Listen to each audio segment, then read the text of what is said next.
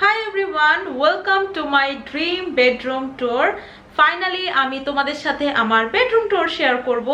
I know it's quite late. আমি অনেক time নিয়ে আস্তে আস্তে করে আমার পুরো বেডরুমটা ডেকোরেট করেছি, but now it exactly looks like how I wanted it to be. অনেকদিন ধরে এরকম একটা বেডরুম আমার ইমাজিনেশনে ছিল। আমার অনেকদিন ধরে ইচ্ছা ছিল আমি আমার বেডরুমটা এভাবেই ডেকোরেট করব। আমি আমার হাতের ডান সাইড থেকে রুমের ট্যুরটা দেওয়া শুরু করব। রুমে ঢুকতেই হাতের ডান সাইডে থাকে এই কর্নার শেলফটা। এই অর্গানাইজারটাতে আমার সব হেয়ার আর স্কিন কেয়ার প্রোডাক্টস থাকে, হেয়ার সিরাম, তারপরে ফেসিয়াল অয়েল, হেয়ার অয়েল আর কিছু এক্সট্রা ফেস ওয়াশেসও আছে। এই অর্গানাইজারটা আমি পণ্যশালা নামের একটা পেজ থেকে কিনেছিলাম। আর তারপরে এই সাইডে আছে একটা গাছ। প্ল্যান্টের নিচে আমি অলওয়েজ এরকম একটা ম্যাট রেখে এরপরে এগুলো রাখি ফার্নিচারের উপরে। ডিরেক্ট টপটা ফার্নিচারের উপর রাখলে গাছে যদি পানি দেওয়া হয় তাহলে ফার্নিচারে দাগ পড়ে যায় আর এমনিও ময়লা হয়ে যায় অনেক। এজন্য অলওয়েজ আমি গাছের টপগুলো এরকম একটা প্লেসমেন্টের উপরে বা ম্যাটের উপরে রাখি। আর এখানে একটা সেন্টেড ক্যান্ডেল আছে, এটা হচ্ছে গিয়ে ল্যাভেন্ডার ফ্লেভারের একটা সেন্টেড ক্যান্ডেল। এখানে আরেকটা প্ল্যান্ট, এই প্ল্যান্টারটা টপটা আড়ং থেকে কেনা। বাস এই আমার ফার্স্ট শেলফে। সেকেন্ড শেলফে আছে কিছু ব্যাগ। এই শেলফটা বেসিক্যালি আমি ব্যাগ রাখার জন্যই বানিয়েছিলাম। আমি মিরপুর স্টেডিয়ামে কাস্টমাইজ অর্ডার দিয়ে এটা বানিয়েছি। এই আমার খুবই স্মল ব্যাগ কালেকশন। আমার অনেক বেশি ব্যাগ নাই, আমার সব কালারের একটা করেই ব্যাগ আছে। অ্যাজ ইউ ক্যান সি আমার এক কালারের 2-3টা ব্যাগ নেওয়া খুবই ওয়েস্টেজ মনে হয়, যদিও অনেক কালার আছে যেমন গ্রিন, ব্লু, ম্যাজেন্ডা, এগুলো আমার লিস্টে আছে, আমি আস্তে আস্তে কিনবো। বাট ফর নাও এটাই হচ্ছে কি আমার ব্যাগ কালেকশন। সো আমার রুমের অ্যাস্থেটিক আমার অলওয়েজ ছিল যে হোয়াইট কালারের ফার্নিচার থাকবে আর সাথে পিঙ্ক কালারের বা কালারফুল অ্যাক্সেসরিজ থাকবে।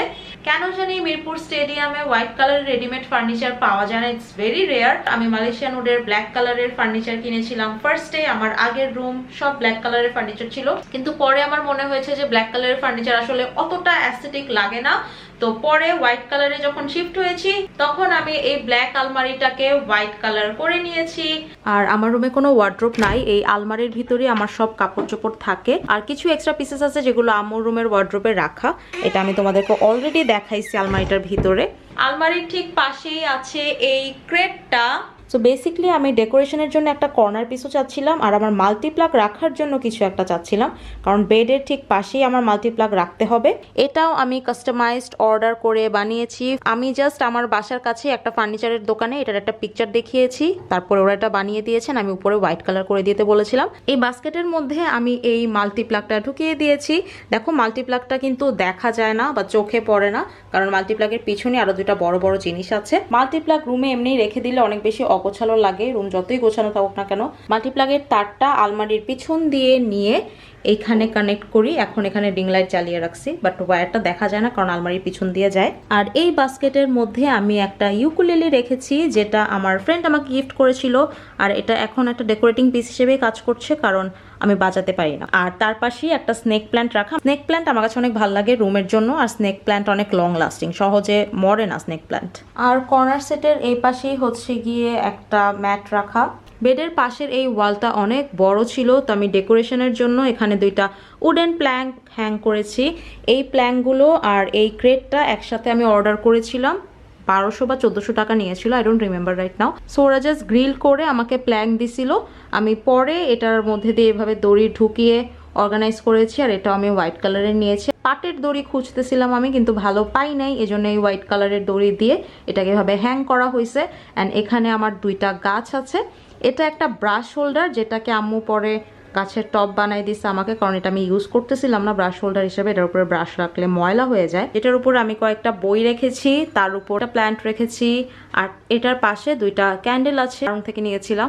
তো এই তো একটা প্ল্যাঙ্ক উপরে অ্যান্ড একটা প্ল্যাঙ্ক নিচে, এভাবে রাখলে খুবই অ্যাস্থেটিক লাগে। ঠিক অপোজিটেই আমার মিরর আছে।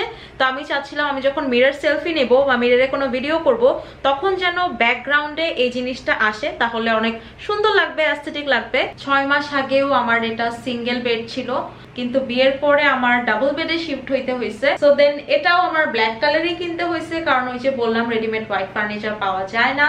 তো পরে আমি এই ব্ল্যাক খাটটাকে আবার হোয়াইট কালার করাইছি। So it was quite a hassle, furniture কিনো, রং করো, বেসিক্যালি এগুলার কারণে আমার এত দেরি লাগলো তোমাদের সাথে এই রুম টুরটা শেয়ার করতে। আর এই বেডশিটের কথা একজন আস্ক করেছিল, আমাদের ম্যাক্সিমাম বেডশিটই মিরপুর 1-এর কোঅপারেটিভ মার্কেটের নিচতলা থেকে কেনা হয়। আর এখানে হচ্ছে আমি পিছনে কোলবালিশটা দিয়ে রাখি, কারণ কোলবালিশটা দেখতে ভালো দেখা যায় না। তার সামনে আমি আমার পিলোজ রাখি, আর তার সামনে দুইটা কুশন। এই পিলো কভার দুইটাই আড়ং থেকে নেওয়া, জাস্ট আমার পর্দাটা পিঙ্ক কালারের দেখে আমি এখানে পিঙ্ক কালারের পিলো রেখেছি, আর বেডশিট অনুযায়ী চেঞ্জ হয়। সো যেহেতু আমার সব ফার্নিচার হোয়াইট কালারের, আমি ডেকোরেশনগুলো একটু কালারফুল রাখার চেষ্টা করেছি।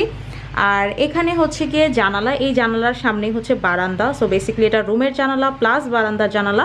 এই পর্দা দুটা এলিফ্যান্ট রোড থেকে কেনা, আর তার পাশেই শিকা দিয়ে দুটা মাটির টব হ্যাং করা, আর ওখানেও গাছ আছে। বাই দ্য ওয়ে আমার রুমের সব কিন্তু রিয়েল প্ল্যান্ট, কেউ মনে করো না যে কোনোটা ফেক প্ল্যান্ট, সবগুলোই রিয়েল প্ল্যান্ট। আর আমার আম্মু টেক কেয়ার করে দেখি এগুলো এখনো বেঁচে আছে, আদারওয়াইজ এগুলোর 12টা বেজে যেত। বেডের পাশেই আছে এই সাইড টেবিলটা, এটাও আমি ডিজাইন দিয়ে কাস্টমাইজ করে বানিয়েছি মিরপুর স্টেডিয়াম থেকে। আর এখানে একটা ফটো ফ্রেম আছে যেখানে আমার আর আমার হাজবেন্ডের কাবিনের দিনের ছবি, এই জন্য ওই দিন আমি রেড পরি নাই। খালামণি বাসার ছাদে বিয়ের অ্যারেঞ্জমেন্ট করা হয়েছিল, সো ওখানেই এই ছবিটা তোলা।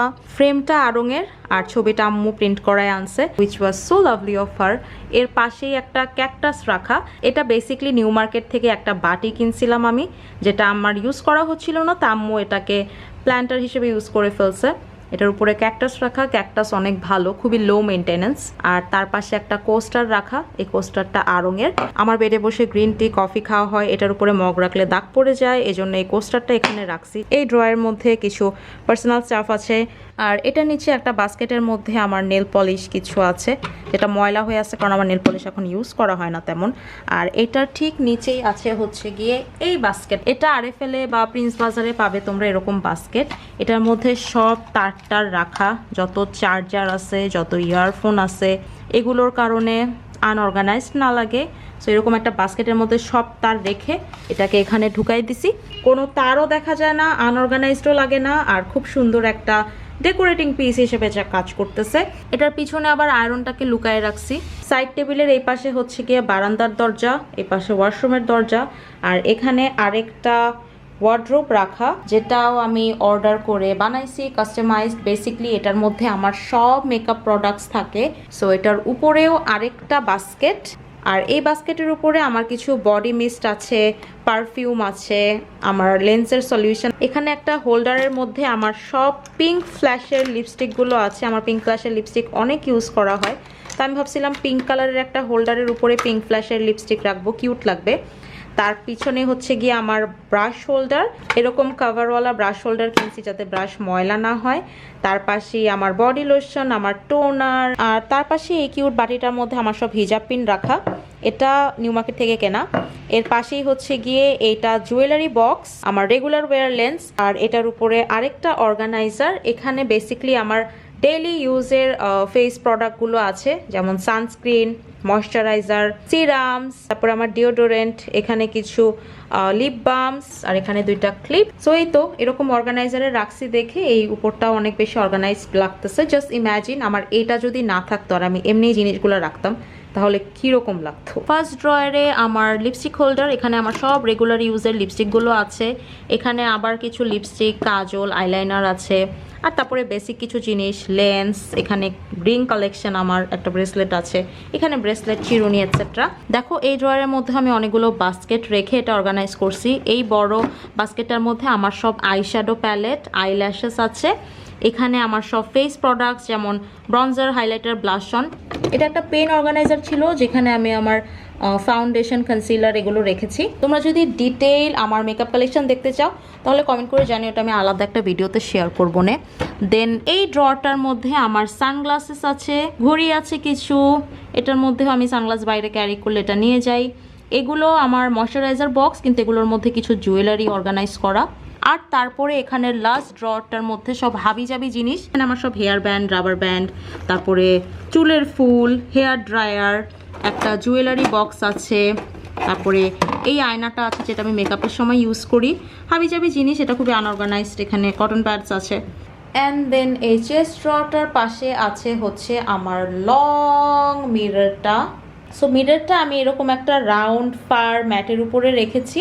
এটা দেওয়াতে মিররটা স্লিপ কেটে পড়ে যাবে না, আর দেখতেও অনেক সুন্দর লাগে, অ্যাস্থেটিক লাগে। এই মিররটা নিউ মার্কেট থেকে নেওয়া, 1300 ছিল আই গেস প্রাইস।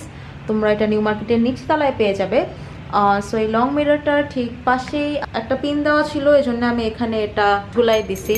এটা বারং থেকে নেওয়া। এই গাছটা অনেক ভালো, একদম ভদ্র বাচ্চা একটা, মানে গাছটাকে অত বেশি টেক কেয়ার না করলেও এত সুন্দর থাকে, আর যেখানেই রাখি, যেই রুমেই রাখি, এটা সার্ভাইভ করেই যায়। এরকম প্ল্যান্টারের মধ্যে গাছ রাখলে একই তো অনেক অ্যাস্থেটিক লাগে, দেখতে সুন্দর লাগে। এরকম বড় টব রুমের মধ্যে রেখে দিলে না ভালো লাগে না কেমন জানি, তো এই জন্য আমি এরকম প্ল্যান্টারের মধ্যে এই টপটা রেখেছি। কাছের পাশেই হচ্ছে গিয়ে রুমের দরজা, আর আমি এখান থেকে তোমাদের রুম টুরটা শুরু করেছিলাম। তুমি যদি একসাথে টাইম আর বাজেট নিয়ে নামো যে তুমি একদিনে বা 2 দিনে তোমার পুরো রুম মেকওভার করবে, তাহলে আই থিঙ্ক যে একটু প্যারা হলেও তাড়াতাড়ি তোমার রুমটা হয়ে যাবে। কিন্তু আমার হাতে ওরকম একসাথে কোনো বাজেট ছিল না, আমি আস্তে আস্তে টাকা জমিয়ে পুরো রুমটাকে ডেকোরেট করেছি। That's why it took a lot of time. Almost আমি বলবো যে আমার 6 মান্থসের বেশি লাগছে এই রুমটা এরকম কমপ্লিট করতে। So yeah, that was it for today's video. Finally আমার রুম টুর তোমাদের সাথে শেয়ার করা হয়ে গেল। আমার রুমটা তোমাদের কেমন লাগলো আর এই ভিডিওটা কেমন লাগলো অবশ্যই কমেন্ট করে জানিও। ভালো লাগলে আমার পেজটা ফলো দিয়ে দিও আর আমার ইউটিউব চ্যানেলটা সাবস্ক্রাইব করে দিও। Good bye and take care.